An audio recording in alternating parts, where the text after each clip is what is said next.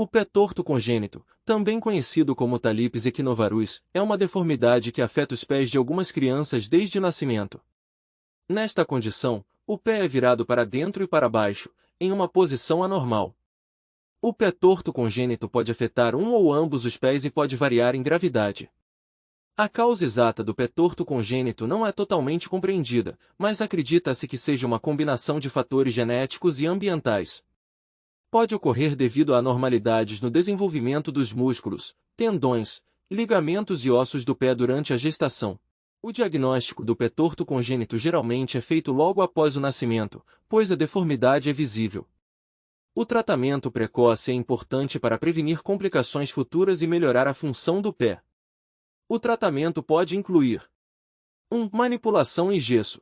O médico pode tentar reposicionar o pé do bebê em uma posição mais correta e aplicar um gesso para mantê-lo nessa posição. O gesso é trocado regularmente para ajudar a moldar gradualmente o pé. 2. Botas e barras de Dennis Brown. Esses dispositivos são usados após a fase do gesso para manter o pé na posição correta. Geralmente, são usados por algumas horas por dia e durante a noite. 3. Cirurgia. Em casos mais graves ou se o tratamento não for eficaz, pode ser necessária a intervenção cirúrgica. A cirurgia é realizada para alongar ou soltar os tendões e ligamentos, além de reposicionar os ossos do pé. O tratamento do pé torto congênito é geralmente bem-sucedido, mas pode levar vários meses ou anos para alcançar resultados completos. É importante que a criança seja acompanhada regularmente por um especialista em ortopedia pediátrica para monitorar o progresso e ajustar o tratamento, se necessário. Com o tratamento adequado, a maioria das crianças com pé torto congênito consegue ter uma função normal do pé e caminhar sem dificuldades. No entanto, em alguns casos, podem ocorrer problemas residuais, como rigidez ou diferenças no comprimento das pernas, que podem exigir cuidados adicionais ao longo da vida. É essencial que os pais busquem orientação médica assim que perceberem qualquer sinal de deformidade nos pés do bebê, para que o tratamento possa ser iniciado o mais cedo possível e maximizar as chances de sucesso. Quais as deformidades nos membros inferiores mais comuns em crianças? As deformidades nos membros inferiores em crianças podem variar em termos de causa e gravidade. Algumas das deformidades mais comuns incluem 1. Pé torto congênito. É uma deformidade em que o pé é virado para dentro e para baixo. Pode ser corrigido com tratamento ortopédico ou cirúrgico. 2. Perna arqueada. Genu varum. Nesta condição, as pernas da criança têm um arco pronunciado, fazendo com que os joelhos fiquem afastados. Geralmente, é uma condição temporária que se corrige naturalmente com o tempo. 3. Joelhos valgos. Genu valgum. Os joelhos da criança estão próximos ou se tocam enquanto os tornozelos estão separados. Pode ser uma condição temporária durante o crescimento ou persistir e requerer tratamento ortopédico. 4. Pé plano. O arco do pé é menos pronunciado ou ausente, fazendo com que o pé fique plano. A maioria dos casos de pé plano é benigna e não requer tratamento, mas em alguns casos pode ser necessário o uso de palmilhas ou outros dispositivos. 5. Displasia do quadril. É uma condição em que a articulação do quadril não se desenvolve corretamente. Pode variar de leve a grave e requer acompanhamento e tratamento por um especialista em ortopedia pediátrica. É importante ressaltar que cada caso de deformidade nos membros inferiores em crianças é único, e o tratamento pode variar dependendo da causa e da gravidade da condição. É fundamental consultar um médico especialista para um diagnóstico adequado e orientações sobre o tratamento adequado. Perna arqueada. A perna arqueada, também conhecida como genu varum, é uma deformidade comum que afeta os membros inferiores de algumas crianças. Nessa condição, as pernas da criança apresentam um arco pronunciado, fazendo com que os joelhos fiquem afastados enquanto os tornozelos se tocam ou ficam próximos. A perna arqueada é relativamente comum em bebês e crianças pequenas, especialmente durante os primeiros anos de vida. Geralmente, é uma condição temporária e natural que ocorre devido ao posicionamento fetal no útero. Durante o crescimento, as pernas tendem a se endireitar gradualmente, e a maioria das crianças desenvolve uma postura normal das pernas até os 2 ou 3 anos de idade. No entanto, em alguns casos, a perna arqueada pode persistir além dessa idade ou ser mais pronunciada, exigindo tratamento. Algumas das causas possíveis para a perna arqueada incluem Condições genéticas. Certas condições genéticas, como a displasia esquelética, podem contribuir para a perna arqueada. 2. Raquitismo. O raquitismo é uma doença causada pela deficiência de vitamina D, cálcio ou fósforo, que pode levar à perna arqueada. 3. Lesões ou deformidades ósseas. Algumas lesões ou deformidades ósseas podem causar a perna arqueada, como fraturas ou desalinhamentos dos ossos da perna.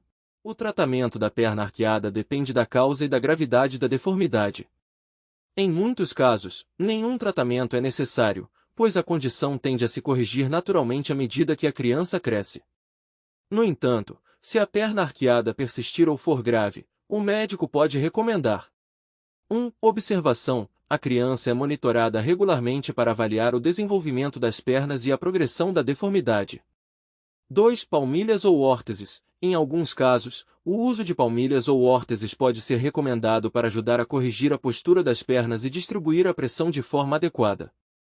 3. Cirurgia. Em casos extremamente raros e graves, a cirurgia pode ser necessária para corrigir a deformidade óssea. É importante ressaltar que cada caso de perna arqueada é único, e o tratamento deve ser individualizado de acordo com a causa e a gravidade da deformidade. É fundamental buscar orientação médica para um diagnóstico preciso e um plano de tratamento adequado.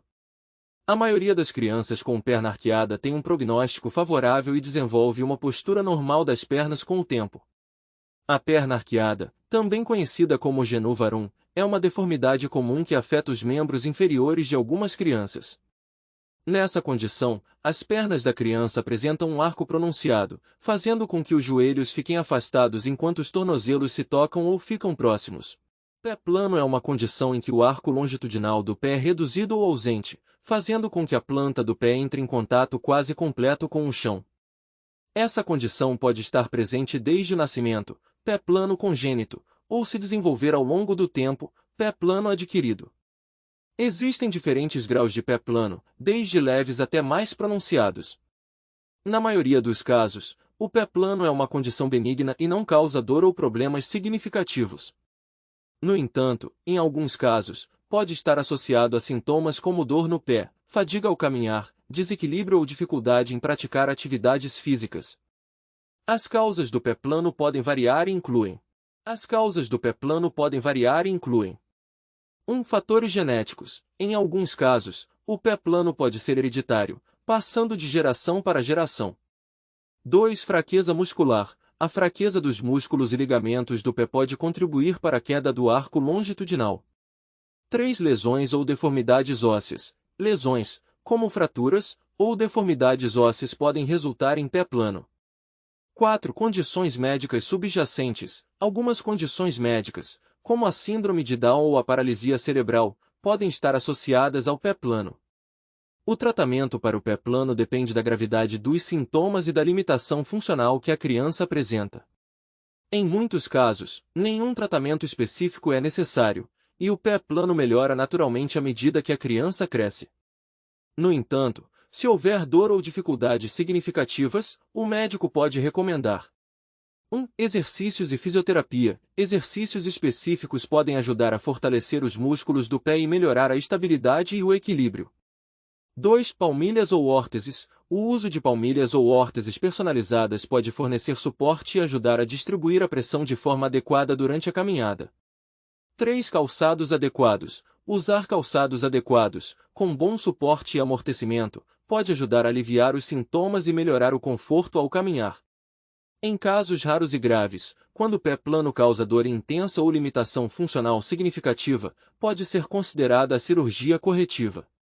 No entanto, a cirurgia é geralmente reservada para casos extremos e não é comumente necessária.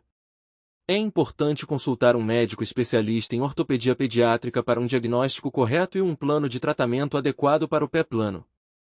Com o tratamento adequado, a maioria das crianças com pé plano pode levar uma vida ativa e sem limitações.